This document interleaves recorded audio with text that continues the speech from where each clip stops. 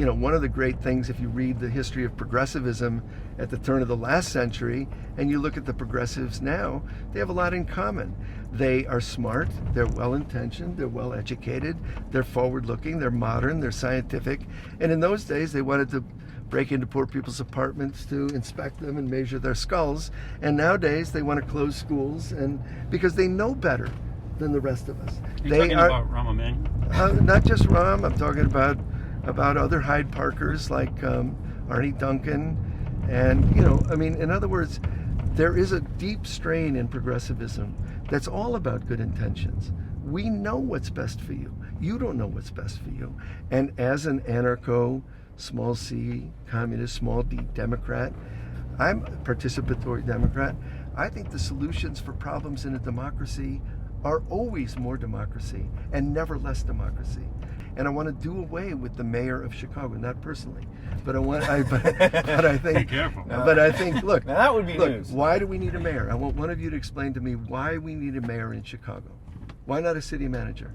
You want more democracy, always. Rahm Emanuel was duly elected by the people of Chicago. Come on. Would a city manager be elected or appointed? You know better Would a than city that. manager be appointed or elected? No, you could easily imagine a system where you have real neighborhood democracy, and out of that neighborhood democracy comes a council that appoints a manager for a lot of things.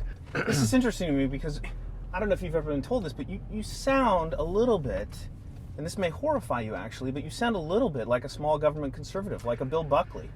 Not only does it not the first horrify 500 me, people out of the phone book rather than the Harvard faculty, right? Not only does it not horrify me, the fact is that left-wing anarchism and libertarianism have a certain kind of meeting of the minds around certain issues, and one is a deep distrust of government and a deep desire for participation. I don't think small government. I think small government used by these conservatives is absolutely a sham. I don't think they even believe it.